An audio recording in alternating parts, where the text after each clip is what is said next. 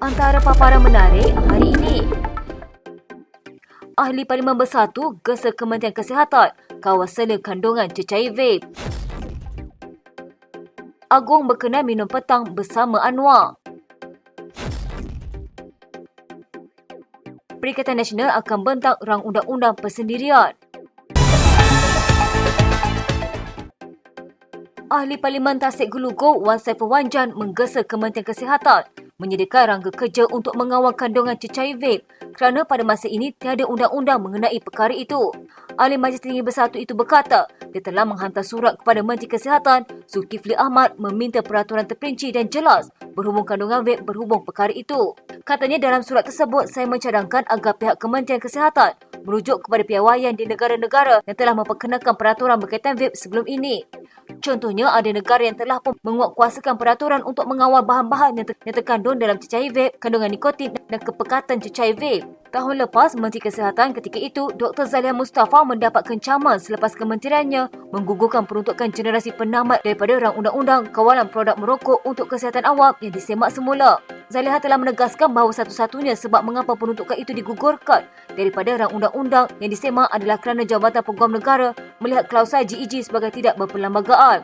Sementara itu, Wan Saiful menambah kawal sela kandungan vape perlu dilakukan bagi memastikan ramuannya selamat dan tidak membahayakan pengguna. Katanya sekarang ini tiada apa-apa peraturan yang dikenakan untuk mengawal bahan-bahan yang dicampur dalam cecair vape yang kita tidak tahu jika bahan membahaya juga digunakan. Dalam suratnya kepada Zulkifli, Wan Saiful mencadangkan Jawatan Kuasa Pilihan Khas Kesihatan membantu dalam membentuk rangka kerja undang-undang. Wan Saiful turut menawarkan bantuannya kepada Zulkifli dalam perkara itu sambil menambah adalah lebih baik jika ahli parlimen lain yang berminat dalam isu itu turut diberi peluang untuk membantu.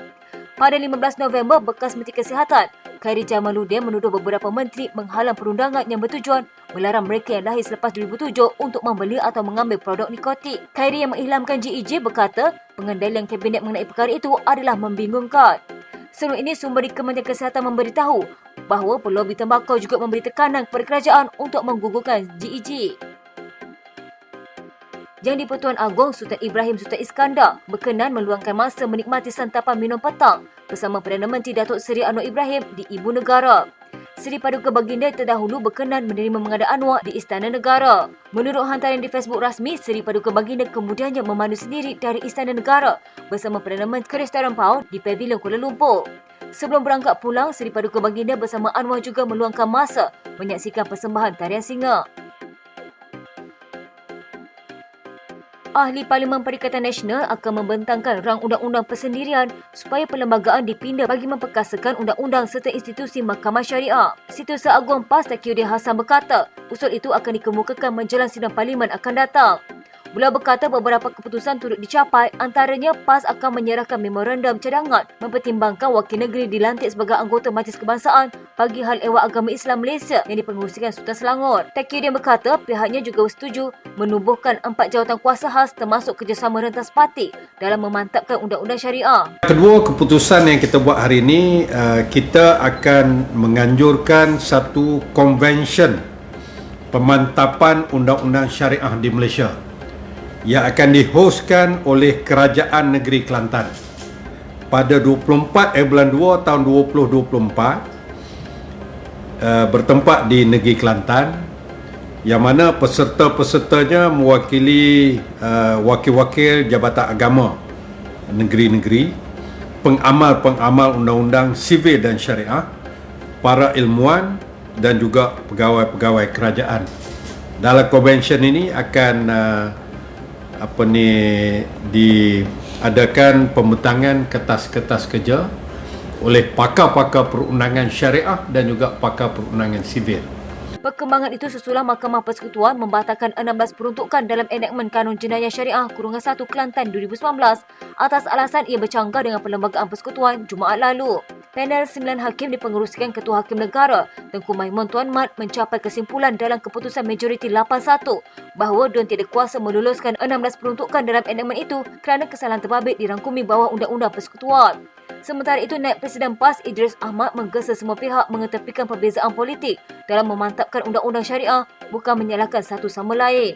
Mahkamah Syariah, undang-undang syariah di negara kita dan apa plan-plan yang kita nak buat, yang kita putuskan untuk seterusnya, dan kita mengharapkan ianya akan dapat dukungan daripada semua pihak merentas parti, tanpa kita mengira latar belakang mana-mana parti. Yang pentingnya ialah ini adalah merupakan isu-isu bersama yang bukan kita nak menyalahkan satu sama lain dan sebagainya. Yang penting kita nak supaya kedudukan Mahkamah Syariah, kedudukan undang-undang syariah ini dapat diperkasakan dan dimantapkan lagi di negara kita. Dalam pada itu, Speaker Dewan Kelantan yang juga Naib Presiden PAS, Muhammad Ahmad Abdullah, menyeru semua ahli Parlimen Islam bersatu dalam memantapkan undang-undang syariah, termasuk meminda Akta Mahkamah Syariah Bidang Kuasa Jenayah 1965 atau dikenali RUU 355. Kita nak menaik taraf ataupun memperkasakan Mahkamah Syariah ni, kita terpaksa membuat pindaan di peringkat persekutuan. Yang pertama sekali adalah pindaan kepada Akta 355 Bidang Kuasa Mahkamah Syariah. Sebab akta ini mengikat Mahkamah Syariah tu. Sebab tu bila orang banding hukuman di Mahkamah Sivil dalam beberapa kes tertentu dengan Mahkamah Syariah, Mahkamah Syariah ni lebih rendah. Lebih rendah ni sebab bidang kuasa dia yang terhad. Dia tak boleh melebihi penjara berapa tahun, denda berapa. Dan untuk membolehkan pindaan ni buat, mana kena ada sokongan majoriti daripada ahli-ahli parlimen. Sekian berita terkini di TV pada hari ini. Jangan lupa follow Facebook dan YouTube Dalam TV. Dapatkan info terkini di Facebook serta YouTube di TV.